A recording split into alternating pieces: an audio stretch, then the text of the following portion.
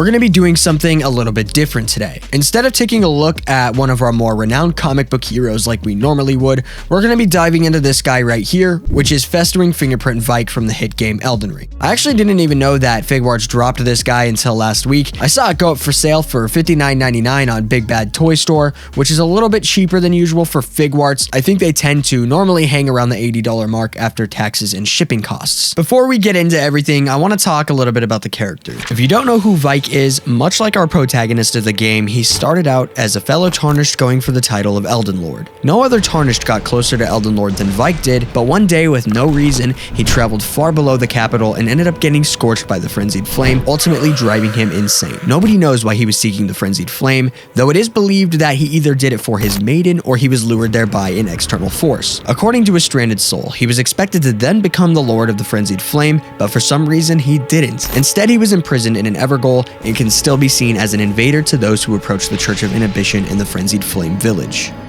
Another quick fact, Elden Ring is the first Souls game that does not present the protagonist on the cover and instead showcases Vyke. Enough yapping though, let's break out our trusty old knife and see what's inside.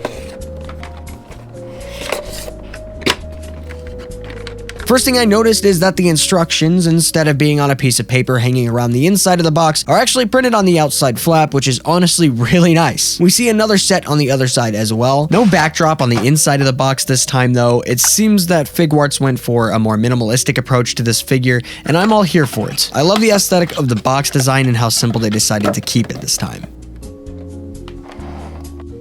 Here's everything out of the box, and I must say that I've only had it out for less than a moment and I'm already in love with this thing. First glance is showing great promise, but let's get a little bit more nitty-gritty about it. Just like other Figuarts, we got some plastic in the waist here. To remove it, you're just gonna have to pull a little bit and it should slide right out from between the joints. Now, I'm gonna tell you right off the bat that the figure does feel a little bit cheaper than standard Figuarts, and I think that might have been part of why this figure was on sale. It just kind of feels a little bit more hollow than usual. However, the joints feel fantastic from what I've experienced so far, and we got the perfect amount of detail all over the figure. We very clearly see some of the staples in his armor, such as the fingerprint encrusted on his chest and on the side of his helmet. We also see different variations in his shoulder and knee pads, and all around it feels like Figuarts put a lot of thought, love, and care into the sculpt on this figure. His cloak is made of a sort of rubbery material and has some nice engraved detail, tears, and wrinkles all throughout it. And they didn't skimp out on the detail underneath of it either. I actually applaud Figuarts for being able to encapsulate the original envisionment and detail of the character while still retaining that action figure look and feel. We're going to start the articulation off a little bit differently today as well. As you can see here, you can't quite get his right arm all the way extended, and that's because of the pauldron hanging onto his shoulder. There is a ball joint on the inside of it that allows for some rotation and movement, which is pretty refreshing to see regardless of his limited arm extension. The other arm does not suffer from this issue given that there is no pauldron to limit it. Something even more unexpected though is drop down shoulders. This is something that I'm not really familiar with, but I think it's awesome to see on a sort of quote unquote undead styled character. This paired with an extra hidden swivel in his shoulder allows you to create some very unnatural or undead themed poses, and I think it fits right at home with this figure. The double jointed functionality is fantastic. Honestly, it's the best that I've ever seen from Figuarts and really a lot of other brands as well. I would even go as far as putting the double joints throughout this figure on par, if not better than Mafex, so I am definitely really impressed in that aspect. Before moving on, we gotta get the bad stuff out of the way, right? Luckily, there's not that much to talk about here, so here we go. Firstly, the waist movement is less than optimal. Unfortunately, you can't really bend it backwards or forward, but you are able to spin his waist 360 degrees.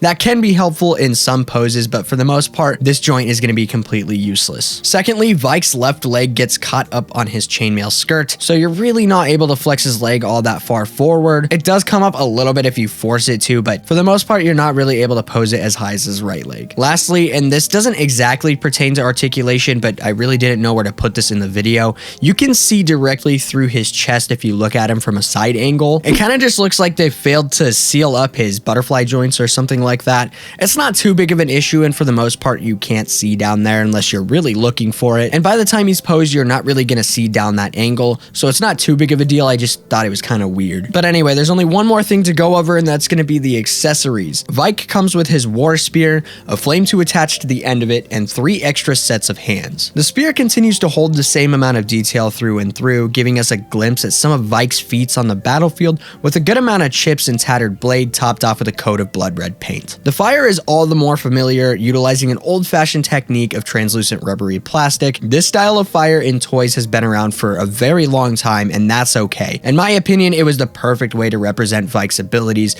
Why fix something that's not broken? Thank you, Figuarts, for not trying to innovate too far. We also see 3 separate pairs of hands aside from what we got on the actual figure. It looks to be one completely open pair of hands, a light gripping pair of hands, a tight gripping pair of hands, and finally the pair that came on him, which would be completely closed fists. And thankfully, I had absolutely no problems with these hands on this figure. I've had problems with Figuarts in the past where it's just too damn hard to interchange the hands. It always felt like a chore and I hated doing it, but this one cleared all that up and I found it a breeze to change between pairs. So I'm really glad to see that finally fixed. All right, let's finally get to the conclusion here. I'm gonna be extremely blunt about this. This is the best Figuarts that I own. I'm not even kidding. I think it has the absolute best value, the most amount of detail, and the smoothest articulation that I've ever felt on an action figure, aside from the weird quirks here and there. I truly do think that this is the perfect Vyke action figure. I really don't think that it could get any better than this. And at a price point of $60, you absolutely cannot beat that. I want to thank you all very much for watching to the end of the video. It really does mean a lot to me, and if you guys want to help support the channel at all, there is a link in the description to join and become a community member. I hope you all have a wonderful day, and as always, stay awesome.